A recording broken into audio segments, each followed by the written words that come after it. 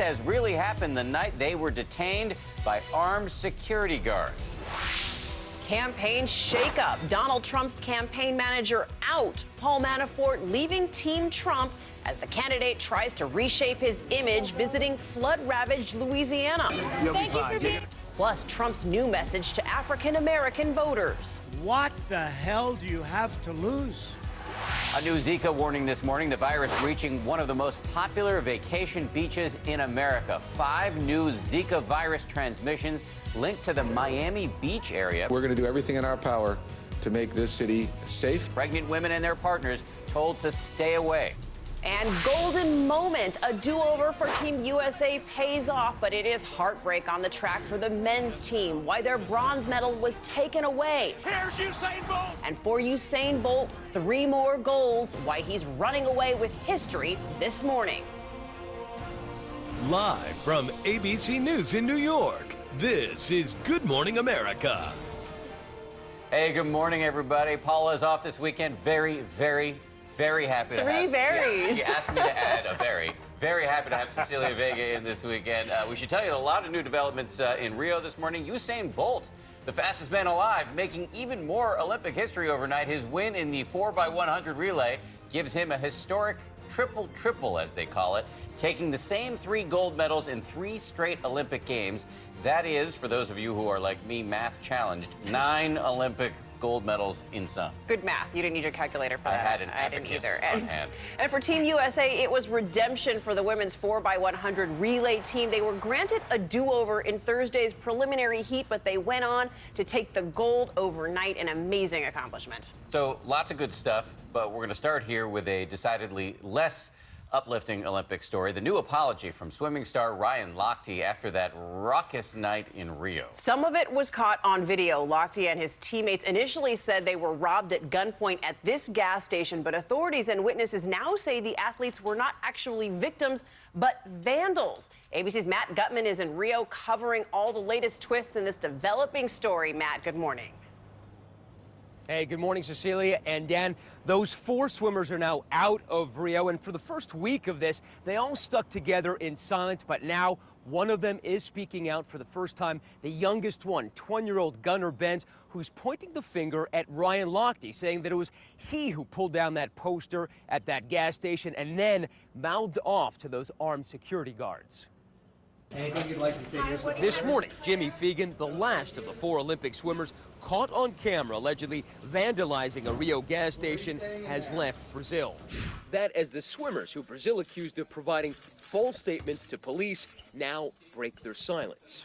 Overnight, Gunnar Benz, the youngest of the swimmers, saying it was only Ryan Lochte, the second most decorated male Olympian ever, who vandalized the station after they'd been partying. In this video, you can see a man tear down a poster. Then you see armed security guards detain them. At this point, Ben says, Ryan stood up and began to yell at the guards. After Jack and I both tugged at him in an attempt to get him to sit back down. Eventually, a Good Samaritan translated, and the swimmers gave the guards about $50 for the damage. Ben's statement follows Lochte's Friday apology on Instagram, writing, I should have been much more responsible in how I handled myself, and for that I am sorry to my teammates, my fans, my fellow competitors, my sponsors, and the hosts of this great event. Initially, Lochte denied anything happened. Then, he told NBC, these guys came out with a badge, a police badge. No lights, no nothing, just a police badge. They pulled us over. Lochte's lawyer insisting that his client's apology should not be viewed as an admission of guilt. Benz, Conger, and Fegan were briefly detained by authorities before being allowed to return home. More than the other swimmers, there's big money on the line for Lochte, who has deals with Speedo and Ralph Lauren worth a reported $1 million. So where does this all leave the swimmers? Well, Jimmy Fegan had to pay $11,000 to a charity here just to get his passport back, and there may be more fallout even if they don't get into legal trouble. USA Swimming releasing a statement falling on its sword, apologizing to Rio and Brazil for what happened and saying that it will thoroughly review the incident. Dan, Cecilia. Matt, thank you for your reporting. Let's pick up on that question of consequences now with ESPN reporter Julie Foudy, who's also in Rio. Julie, good morning. I wonder how damaging is this going to be for the careers and the endorsement deals of Ryan Lochte and these other swimmers?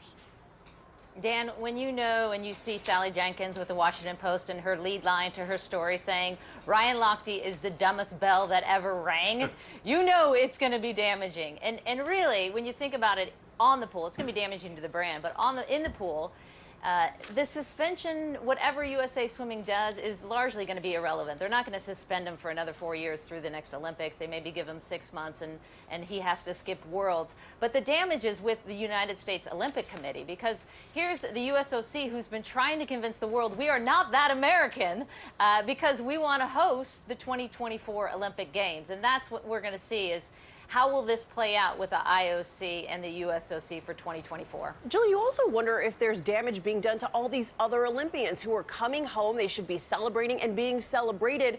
Is this overshadowing everything they achieved there? Absolutely. And that is really the saddest part of all of this, because Thursday night, for example, Ashton Eaton wins the decathlon, back-to-back Olympic gold medals for the American, this incredibly historic moment. And what is everyone talking about? Ryan Lochte and the swimmers. Or even if you go to USA Swimming, they won 33 medals at this game, and they can't change that narrative now. They can't get back in the pool. So I think that is the saddest part of this whole story, is these great role models and Olympians not getting the coverage they should be getting. It is sad, Julie. Thank you. We do, though, want to move on to that extreme weather now. In Kansas overnight, heavy rains causing widespread flooding, cars submerged in waterlogged streets. And in Louisiana, that catastrophic flooding is now being called the worst natural disaster since Hurricane Sandy. Rob is back from covering it all. Hey, Rob, good morning. Good morning, Cecilia. We'll start with the larger system that's really encompassing the entire U.S. or the Canadian border down in Mexico. These storms have a lot of moisture with a lot of flood potential in them, and we certainly saw that last night in Wichita. Overnight, dangerous flash flooding in Kansas. Streets becoming rivers as residents in Mulvane wade through waist-deep water. The area overcome by 5 to 7 inches of rain in just a few hours. Water even reaching the doorsteps of homes and swallowing cars. These Kansas floods coming in the wake of the devastation in East Baton Rouge that killed at least 13 people. New drone video capturing the catastrophic damage left behind. Authorities now saying 58% of the parish was flooded, and that nearly 4,000 remain homeless and in shelters. We understand that you want to know about longer-term housing options as well. And we are in the process and working diligently and around the clock to assess those options. Over 110,000 homes valued at over $20 billion are in the flood-affected zones. That includes Jim Job's house. He's been through 11 floods, but this time he says there's no way to rebuild. My house was as nice as it's ever been. I'm losing it. And I'm sorry. I just can't take this.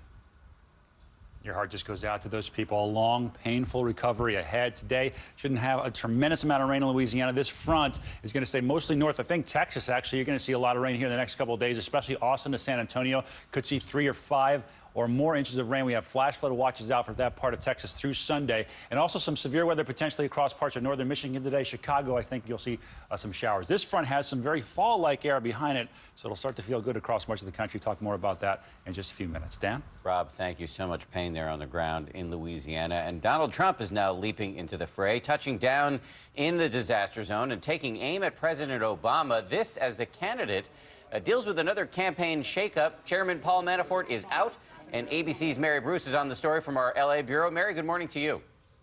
Good morning. Well, Dan, Trump's never exactly fit the mold of a traditional campaign, but this morning he's left without a single top advisor who's ever run a presidential campaign after this latest makeover. This morning, Trump's campaign chairman is out. Paul Manafort resigning amid a massive campaign shakeup, tanking polls, and controversy about his ties to Russia. I think my father didn't want to be, distracted by, whatever things that, Paul was dealing with. That distraction coming as Trump makes a major campaign reset, including that rare mea culpa. Sometimes you say the wrong thing. I have done that. And believe it or not, I regret it. But he's still not calling it an apology when pressed by ABC's Tom Yamas. Was that an apology? Well, they have to take it like that, yeah. See you. Trump making a presidential-like visit to flood-ravaged Louisiana. You'll be fine. Handing out provisions showcasing his compassionate side. You're going to rebuild. I just got back from a tour of the devastation in Louisiana. Perhaps you can tell by the way I'm dressed. And slamming the president for not visiting, too. Obama ought to get off the golf course and get down there. Speaking to a mostly white crowd in Michigan, Trump urged African-American voters to give him a chance. You're living in poverty. Your schools are no good. You have no jobs.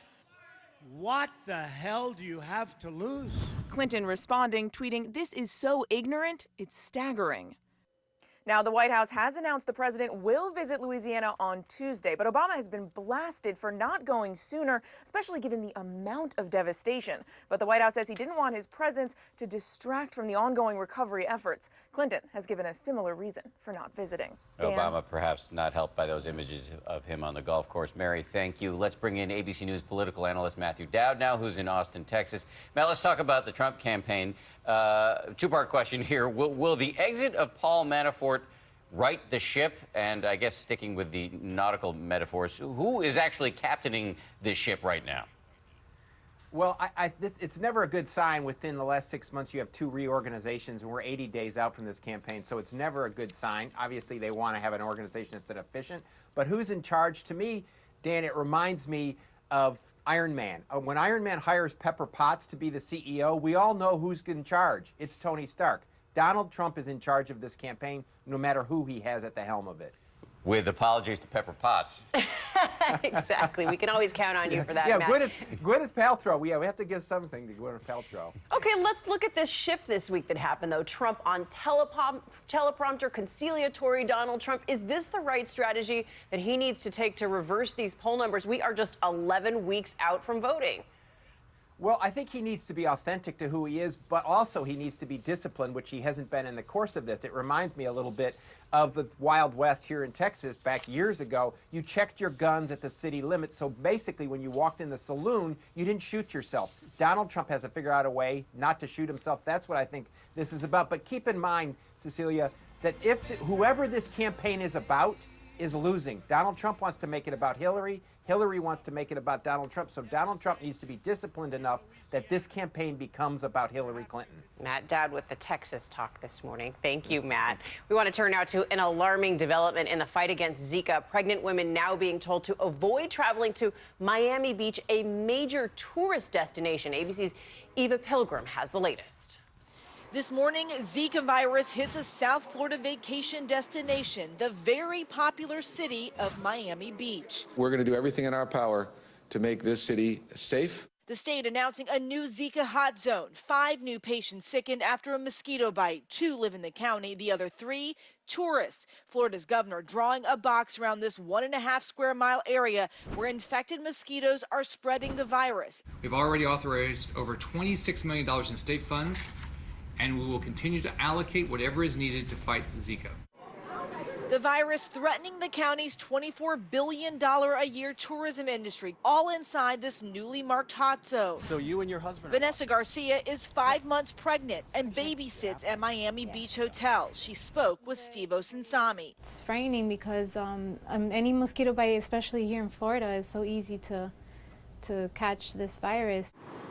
The new area, less than 7 miles from Wynwood, where about 24 cases have been transmitted starting mid-July. The CDC issuing a new warning to pregnant women and their partners.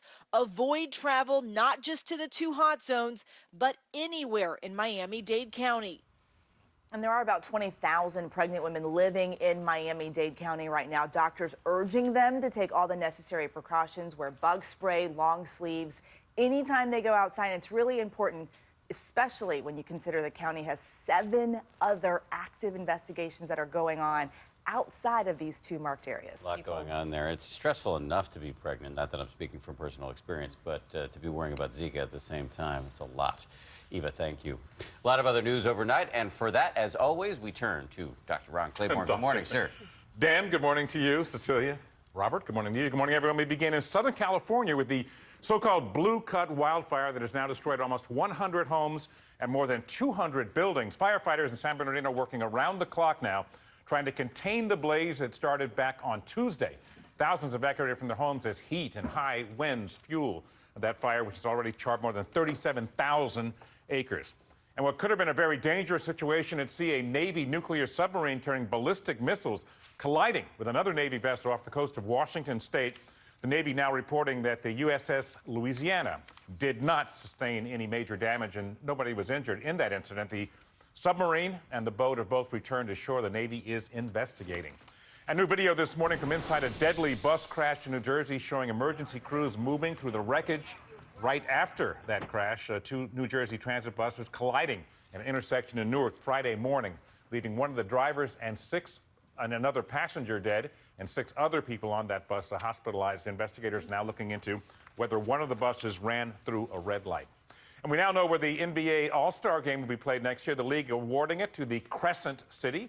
That's New Orleans, which will now host the star-studded event next February. The NBA took the game away from Charlotte, North Carolina because of that state's new law about gender use of bathrooms.